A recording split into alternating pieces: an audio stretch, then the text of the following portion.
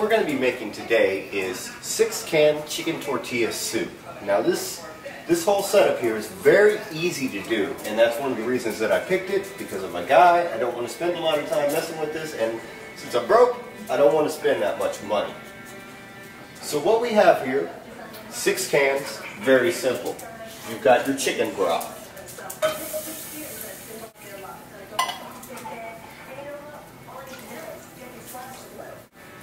You've got your golden sweet corn.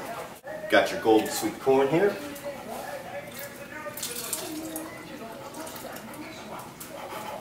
You've got your rotel, the diced tomatoes with the green chilies. Awesome stuff. You've got your black beans, which are going to be an outstanding source of fiber.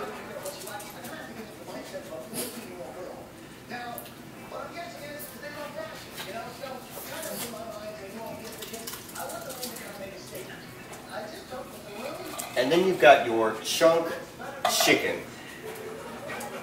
Now this is processed chicken, so it is not altogether the healthiest thing in the world for you. Of course, using regular chicken would probably save you from potentially getting cancer one day. But anyways, we're trying to do this quick and simple, so we're going to use the chunk chicken. Not to mention, that's what's in the recipe, and that's what's important. Alright, so what it says is to take all of these ingredients here, your chicken broth, your black beans, your corn, your chunk chicken, and your rotel tomatoes, and simmer it over medium heat. And in essence, with this recipe, from here, you just let it get warm, serve it up, and it's ready to go. Can't have anything easier, and you can't have anything just cheaper. $15.87 was the total cost for me to get in and out of the store, and what I was able to get with that is some added cilantro, which we're going to be adding in there, and some bell peppers. Now, the reason that I'm going to add bell peppers in is because they're going to add a little bit of extra nutrition, and they're not going to account for too much of the carbs. It's not going to give you that much of an increase in the carbs at all. And your bell peppers are one of your superfoods, so it cannot be better.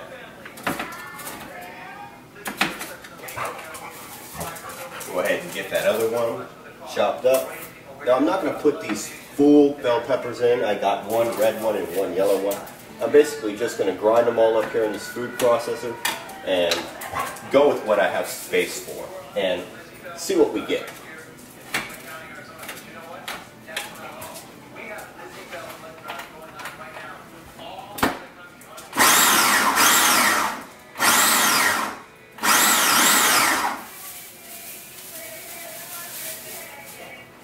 I'm going to add some cilantro in there to give it that wonderful cilantro flavor.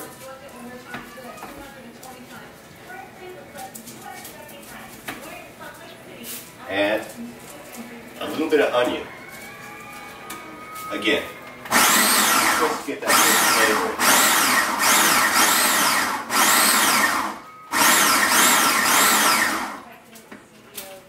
The great thing about this is once you get it done, it looks awesome.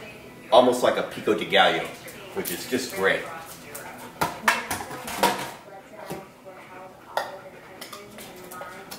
I'm going to take this, like I said, just kind of wing it. Throw these guys in and around, just for a little bit extra flavor, just for a little bit extra nutrition here. Not to mention all the recipes that I saw out there, or all the comments said, you got to add something to it. The recipe's very basic, and it'll do for you, but you'll find yourself wanting more. So, figured if we're going to add more, it might as well be nutritious and good.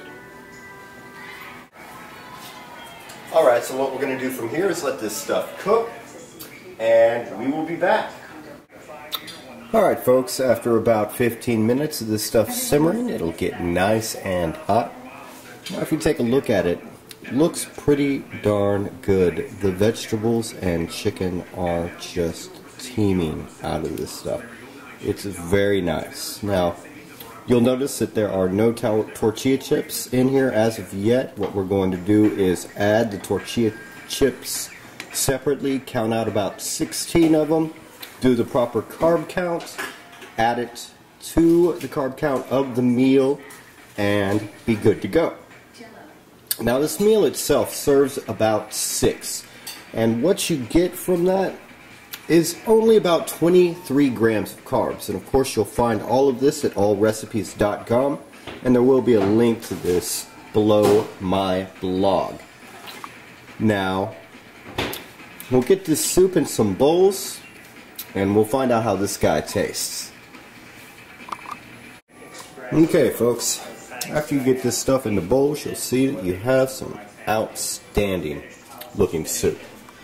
Now, like I said before, what we're going to do to finish this up is go ahead and add some of these chips here. So what we'll do is just take some of these, break them on up, and give it that wonderful taste. We're adding some 2% milk cheese on top of it to give it that wonderful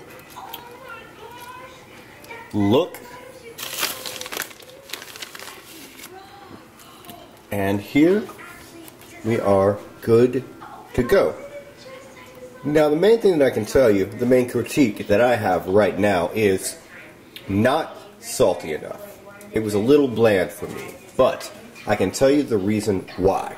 What I was doing was, I was using low sodium everything. I used low sodium broth, low sodium this, low sodium that, and honestly, on the healthy properties, helped great.